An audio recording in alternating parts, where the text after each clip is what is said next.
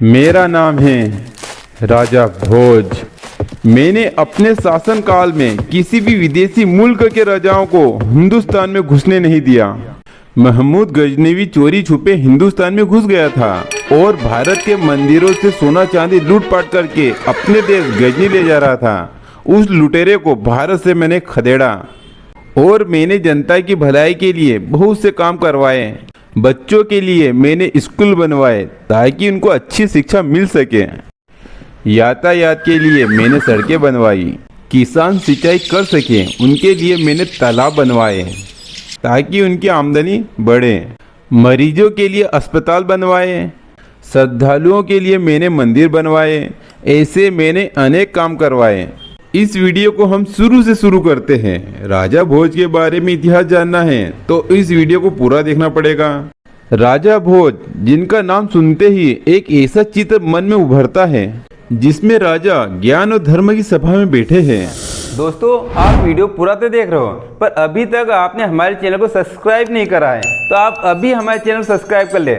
मैं जब भी वीडियो अपलोड करूं तो आपको उसका नोटिफिकेशन मिल सके, ठीक है। विद्वानों से घिरे हैं और न्याय कर रहे हैं। राजा भोज का जन्म 11वीं शताब्दी मालवा क्षेत्र में हुआ था। ये परमार वंश से आते थे। इनके पिता का नाम सिंहराज था जो स्वयं एक शासक थे। इनके पिता ने धार जिले जो मध्य प्रदेश में आता है वो अपनी राजधानी बनाया था।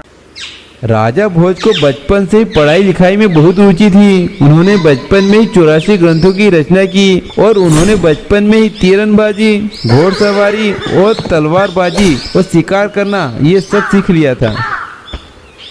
राजा भोज ने अपने राज्य को न केवल राजनीतिक दृष्टि से मजबूत किया बल्कि शिक्षा, संस्कृति, धर्म और वास्तुकला के क्षेत्र में बहुत से कार्य किए। राजा भोज का वास्तविक नाम भोजदेव था, लेकिन उनके गुणों के कारण वे राजा भोज के नाम से प्रसिद्ध थे। आज भी लोग जब किसी बुद्धिमान व्यक्ति की मिसाल देते हैं तो कहते हैं, कहाँ राजा भोज और कहाँ गंगू तेली। जब राजा भोज का दौर था, किताबें हथियार से बड़ी मानी जाती थी। राजा भोज को पढ़ाई लिखाई से बहुत लगाव था। वो खुद विद्वान थे। उन्होंने कई किताबें भी लिखी है और विद्वानों को अपने दरबार में जगह भी दी है। उन्होंने हर गांव कस्बों में स्कूल बनवाए जिनका नाम भोजशाला रखा गया। राजा भोज का मानना था कि अगर लोग शिक्षित होंगे तो देश आगे बढ़ेगा। एक बार राजा भोज भेष बदलकर नगर के भ्रमण करने पर निकले ताकि इनको पता चल सके उनके राज्य में जनता कैसी है। रास्ते में राजा ने देखा एक छोटा सा बच्चा खेत में हल चला रहा है और साथ में गिनती भी पढ़ रहा है। राजा भोज उस बच्चे के पास आए और पूछा, बेटा तुम स्कूल क्यों नहीं जाते हो? महाराज, मेरे पिताजी बहुत गरीब किसान हैं। मैं उनके काम में मदद करता हूँ जिससे हम 2 वक्त का खाना खा सके। मेरे पिताजी इतने गरीब किसान हैं, वो मुझे पढ़ने के लिए दूसरे गांव नहीं भेज सकते और स्कूल गांव से बहुत दूर है। मैं पढ़ना चाहता हूँ पर मेरे पिताजी कहते हैं पेट पालना पहले जरूरी होता है, ज्ञान बाद में। राजा भोज का मन बेचैन हो गया। उन्होंने बालक से एक और सवाल किया, बेटा तुम्हें पढ़ाई लिखाई क्यों करनी है, मुझे बताओ। क्योंकि मैं जानता हूँ कि ज्ञान हो तो हम राजा से ही बहस कर सकते हैं और बिना शिक्षा के हम चुपचाप राजा के सामने सर हिला सकते हैं, इससे ज्यादा कुछ नहीं बोल सकते। राजा बहुत दुखी हो गए। अब वो अपने महल की ओर जाने लगे और महल में जाने के बाद अपने सेनापति को बोला, उस बच्चे को मेरे दरबार में लेके आओ। उन्होंने उस बालक को तुरंत अपने दरबार में बुलाया। उन्होंने सिर्फ उस बालक के लिए नहीं बल्कि पूरे राज्य के लिए नई योजनाएं शुरू की। हर गांव में पाठशाला बनवाई, पढ़ाई मुफ्त होगी, जो गरीब है उन्हें पुस्तकें, भोजन फ्री दिया जाएगा। कुछ सालों बाद वही बालक राज्य की सबसे बड़ी कठिन परीक्षा पास करके राजा भोज का मंत्री बना। राजा भोज एक बहादुर योद्धा थे। उन्होंने अपने राज्य की रक्षा के लिए कई लड़ाइयाँ लड़ी। उन्होंने आसपास के राजाओं से भी युद्ध किए और कई बार जीत हासिल की। उन्होंने अपने राज्य को एक बड़ा और मजबूत बनाया। दोस्तों, आपने अभी तक हमारे वीडियो को लाइक नहीं किया है तो आप अभी लाइक करें और हमने सिर्फ 1000 लाइक का टारगेट रखा है तो हमारे टारगेट को पूरा करने में हमारी मदद करें। कहा जाता है कि उन्होंने मुस्लिम आक्रमणकारी महमूद गजनवी के खिलाफ भी लड़ाई लड़ी थी। हालांकि इसमें पूरी तरीके से जीत नहीं मिली थी, लेकिन उन्होंने मालवा को लूटने से बचा लिया था।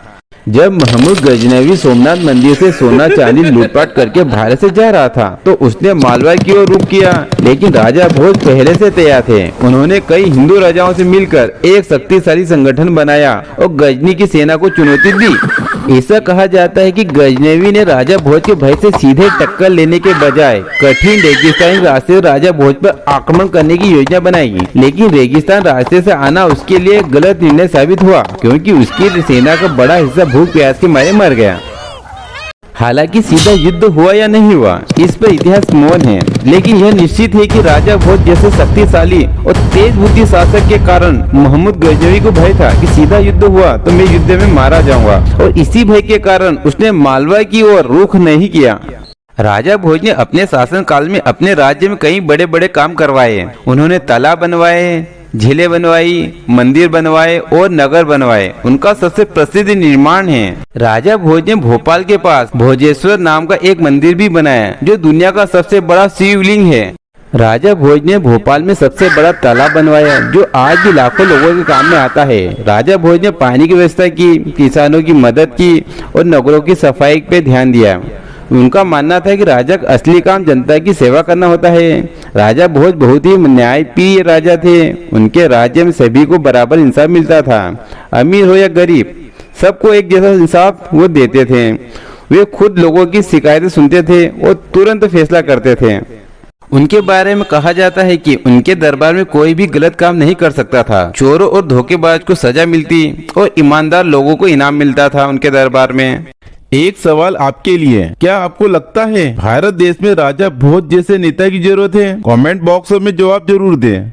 अगर राजा भोज की इस कहानी ने आपके दिल को छुआ है तो एक लाइक जरूर कीजिए और इस कहानी को अपने सभी दोस्त रिश्तेदार को शेयर करें और हमें सब्सक्राइब करना ना भूलें। मैं जब भी वीडियो अपलोड करूं तो आपको उसका नोटिफिकेशन मिल सके। चलिए अब मिलते हैं इसी प्रकार की अगली कहानी में। धन्यवाद। वीडियो अच्छा लगा हो तो प्लीज हमारे चैनल को सब्सक्राइब कीजिए, लाइक कीजिए और अपने दोस्तों में शेयर कीजिए। Thank you.